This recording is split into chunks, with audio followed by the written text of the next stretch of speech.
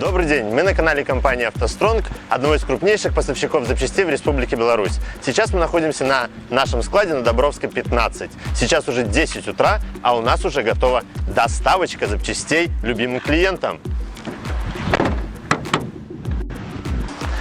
У нас уже вовсю кипит работа, но у нас есть несколько минут показать вам сердце нашей логистической системы. Вот именно здесь наши клиенты получают и оплачивают заказ, а также могут угоститься чашечкой бодрящего капучино. А сейчас мы пройдем на склад. Вот именно за этой дверью и осуществляется вся логистика.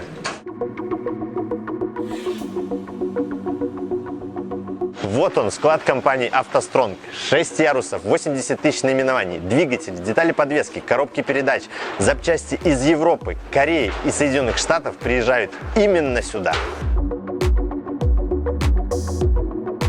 И не будем забывать, что мы на канале «АвтоСтронг», где мы рассказываем все об БУ запчастях. И сегодня мы вам расскажем про очень интересный мотор. Маленький дизель 1.3 Multijet. Он разработан инженерами компании General Motors совместно с коллегами из компании Fiat. Также он устанавливался на Opel, Suzuki и Ford. Диапазон мощности от 75 до 105 сил. Надежность мотора 1.3 Multijet можно оценивать по-разному. При хорошем обслуживании он может проехать и 300 тысяч километров, а при плохом он может и помереть, не проехав и 100.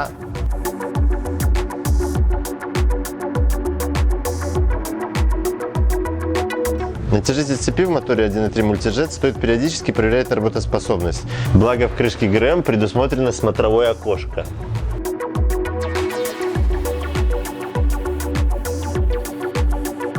Объем замены масла для мотора всего 3 литра. Его надо менять каждые 10 тысяч километров, либо же после процедуры прожига сажевого фильтра, из-за которой оно смешивается с соляркой. Вот мы добрались до цепи ГРМ. Состояние этого узла можно оценить по двум факторам. Это выступу штока натяжителя, ну и по натяжению самой цепи. В данном случае все в порядке. При больших пробегах двигатели Multijet склонны к большому расходу масла. Соответственно, если за этим не следить, то это может привести к перескоку цепи ГРМ. Об этой цепи ГРМ очень много противоречивой информации. То есть одни ее считают велосипедной, и она у них растягивается, а другие говорят, что эта цепь очень надежная и сможет пережить несколько натяжителей. А сейчас вкратце мы вам расскажем, как работает система Common Rail. То есть насос высокого давления подает топливо в рампу. Из этой рампы по топливопроводу топливо направляется в форсунки.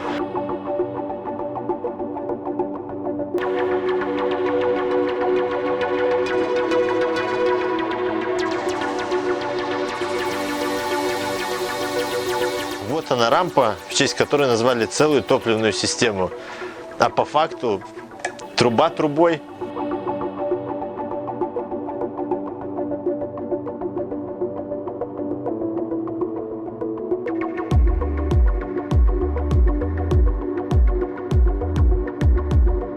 Вот эта турбинка с нашего мотора. Посмотрите, какая она маленькая. Турбина без управляемой геометрии, но управляемая.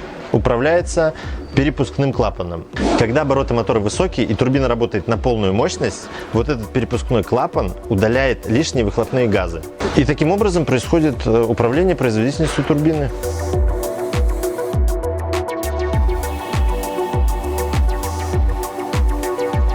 Очень часто форсунки на дизельных двигателях снимаются с большим трудом, и без грубой силы никак не обойтись. Поэтому будем использовать такую приспособу — обратный молоток.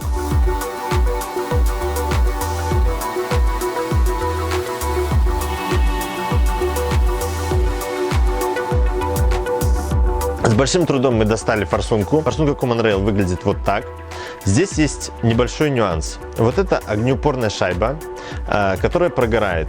Ее желательно менять где-то раз в 50 тысяч.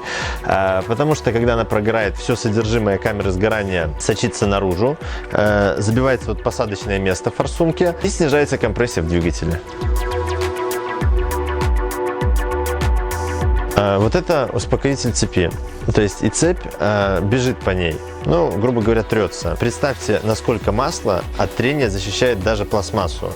Этот мотор пробежал не 100 тысяч километров, и выработки на пластмассе практически нет.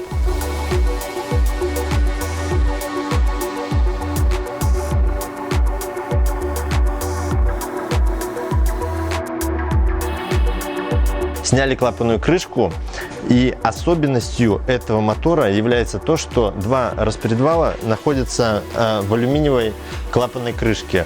И если посмотреть на износ кулачков распредвалов, то фактически износ отсутствует. Вот мы видим 16-клапанную головку блока. Клапана приводятся в движение рокером, и тепловые зазоры компенсируются гидрокомпенсатором.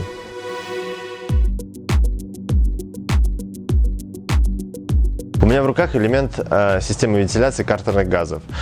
Вот патрубок, вот маслоотделитель.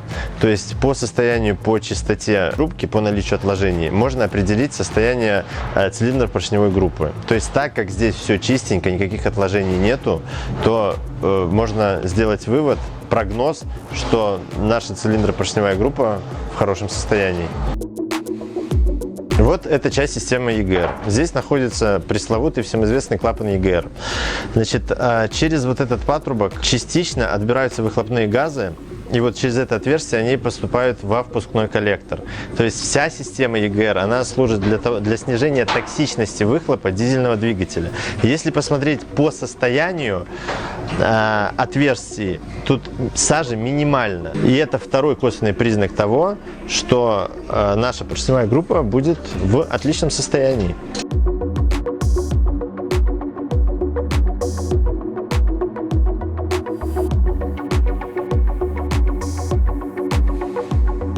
Мы наконец открутили головку блока и готовы посмотреть на состояние цилиндров.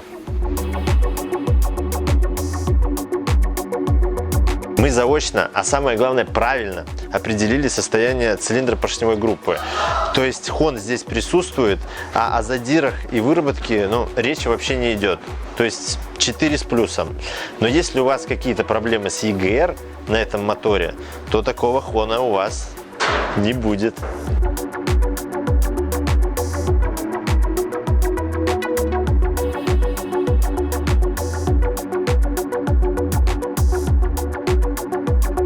Поршни реально как новые, даже не к чему придраться, никакой закоксованности колец, и графитное напыление реально с минимальной выработкой.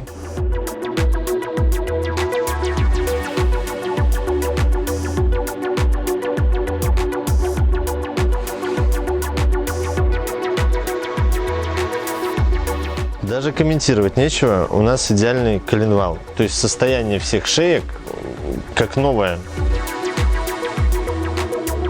Вот прошло несколько часов, и мы наконец разобрали этот мотор. Вопреки всем мифам, мотор оказался надежный. Все его запчасти в идеальнейшем состоянии, без износа. Эти детали вы можете купить в компании «АвтоСтронг», а также можете купить очень классные моторы. Подписывайтесь, ставьте лайки и пишите в комментариях, какие видео вы хотели бы видеть в следующих выпусках. Пока!